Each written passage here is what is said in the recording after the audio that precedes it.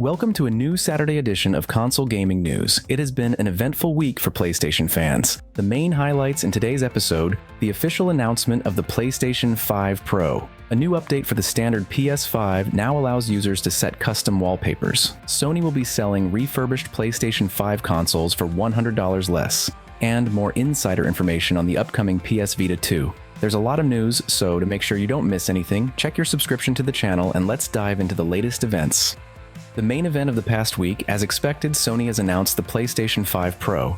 The design is exactly as insider Bilbo Kuhn had shown. Pre-orders start on September 26th, with the release planned for November 7th. So, what has been revealed about the new PlayStation 5 Pro console? The focus will be on ray tracing, resolution, and high FPS. The new powerful graphics chip will be 45% faster than the standard versions. The processor won't be replaced, but it will be overclocked, adding an extra 10% in power. Sony's AI-based PSSR upscaling technology will be used, offering much cleaner results compared to AMD's FSR. Additionally, games released after September 16th will be significantly optimized for the Pro version. The price for the European market is mind-blowing, €800, considering that the console is the digital edition without a disc drive and doesn't include a stand.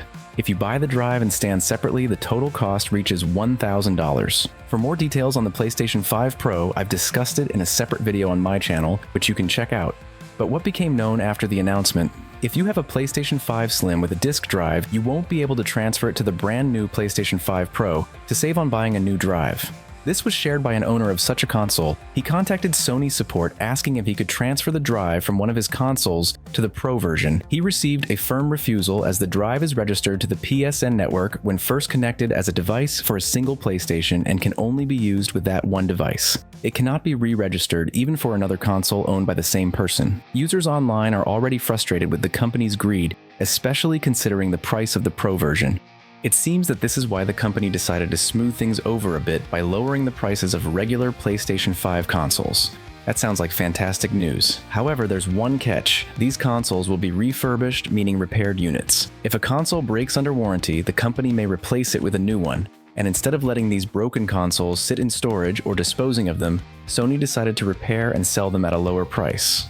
In my opinion, this is not a bad solution, as it's stated that each console will be fully serviced with all thermal interfaces replaced, and each unit will come with a 12-month warranty, during which any breakdowns will result in a replacement. Unfortunately, it's still unknown when these sales will begin, as the page for refurbished consoles currently states coming soon or unavailable, so make sure to subscribe to the channel to not miss the next news updates.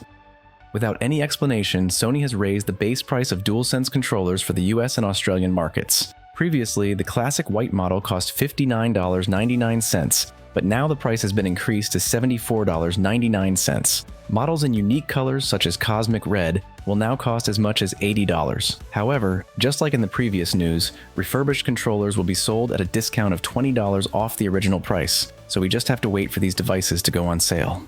Another interesting point comes from the head of Digital Foundry, who speculates that the new PS5 Pro might not fully unlock the potential of the upcoming GTA 6, set to release next year. He doubts whether the new GTA installment will be able to run at 4K and 60 FPS on the console. The issue lies in the hardware upgrade, which didn't include the processor, a component that the GTA series has always been demanding on. However, I believe it's all about optimization and skilled developers. After all, if they've already managed to port large open-world games to the Switch, they should be able to optimize everything for the PS5 Pro. Following the success of the PlayStation Portal, which Sony itself reported to investors, rumors have become more frequent that the company is developing a fully autonomous portable console, which has already been dubbed the PS Vita 2 online. Recently, these rumors gained indirect but plausible confirmation, as information surfaced that Sony is commissioning AMD to develop specialized mobile processors. These are expected to be comparable in power to the PS4. And while this news is quite exciting, it's also said that we shouldn't expect a release anytime soon. At the earliest, it might come towards the end of the PS5 generation, or possibly with the announcement of the PlayStation 6. Amidst the announcement of the more powerful console, it became known that 8K gaming is on the horizon. Gran Turismo 7 will run in 8K resolution at 60 frames per second without ray tracing, or alternatively in 4K at 60 FPS with ray tracing enabled. However, in my opinion, it's best not to get overly excited as not all developers will go to such lengths to optimize their games. Ensuring stable performance at 8K and 60 FPS is no small task. On the other hand, do we even need 8K resolution when the vast majority of gamers play in 4K, 2K, and even a percentage still use full HD TVs? A major system update 10.00 has been released for PlayStation 5 consoles. What changes has it brought to the system? The first and most significant is the introduction of the Welcome Center on the home screen. However, for most regions, it will only become available in 1 or 2 months, as stated in the official specifications. Through the Welcome Center, users will be able to change their PlayStation 5 desktop wallpapers. Another new feature is the ability to create personalized 3D sound profiles for headphones, as well as for audio systems such as home theaters. This feature is quite impressive, but users have encountered a problem where setting up 3D sound often doesn't work unless you have original Sony headphones or models with official licensing. The third major change is the adaptive controller charging feature in rest mode. In the system settings under power saving, if you select features available in rest mode, a new adaptive option is now available. For example, once your gamepad has charged via the console's USB, power will no longer be supplied to the USB port. And of course, it wouldn't be Sony if they didn't include in the official specs that this update improves the speed and performance of the PlayStation 5 system. According to insider Brian Potter, Sony will hold a State of Play on September 19th. On his Twitter page, he mentioned that the presentation will focus on third-party and indie titles for Sony consoles, which will be able to take advantage of the extra power of the PlayStation 5 Pro. An announcement of first-party games from PlayStation Studios is not expected at this time. The content and exact timing of the broadcast have not been disclosed. This information is expected to be confirmed in the coming days on the official PlayStation blog. A working version of the Shad PS4 emulator for PC, which allows you to play Bloodborne from start to finish, has been made publicly available for everyone. The most sacred Souls-like exclusive to the PlayStation platform can now be played at 60 frames per second from beginning to end. The sound and textures work great, but the game still has many bugs and errors that might interfere with the gameplay. The enthusiasts working on Shad PS4 promise to fix and correct the issues that could spoil the experience. Players themselves have already started creating custom texture packs to enhance the playthrough. However, it should be noted that a high-end PC is required, as the game demands significant resources for smooth gameplay. To avoid severe freezes and frame drops, a 4000 series graphics card is necessary. Therefore, fans are now one step closer to playing their favorite game with unlocked FPS and higher resolution. Sony has announced the official PlayStation Plus lineup for Extra, Deluxe, and Premium tiers in September of this year. The new selection will be available on the day this video is released, which is Tuesday, the 17th. Among the highlights for the Extra tier are the Plucky Squire on day 1 of its release, Chernobylite for both PlayStation 4 and 5, Road 96, as well as the return of Far Cry 5 to the Extra tier. Last weekend, the open beta test for Call of Duty Black Ops 6 took place, breaking 4 franchise records at once. It set records for the total number of players, hours played, average session time, and total matches played. For once, I decided not to skip the open beta test, and I must admit, I was pleasantly surprised. The movement mechanics have been radically changed, mostly for the better. I really liked how the character moves, especially when you walk over small elevations. You can feel it with the shake of the scope. The side view while aiming around cover also feels good. And of course, there's noticeable work done on weapon recoil individualization. Overall, it's pretty cool. I think it'll be worth playing at launch with Game Pass on Xbox.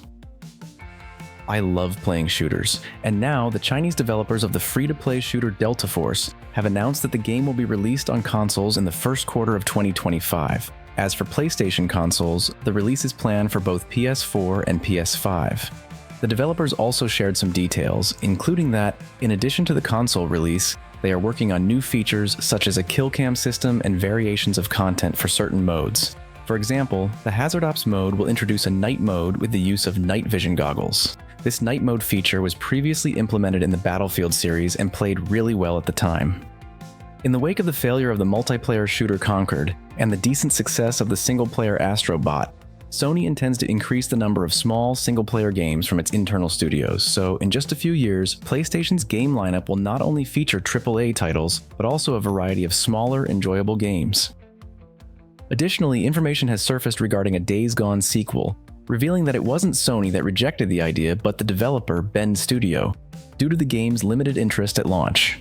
However, I believe this isn't true, as the interest was significant. Nevertheless, the two game directors of Days Gone gave an interview to David Jaffe's channel, where they explained that the studio never approached Sony with a proposal for a sequel because at the time the game was considered a failure.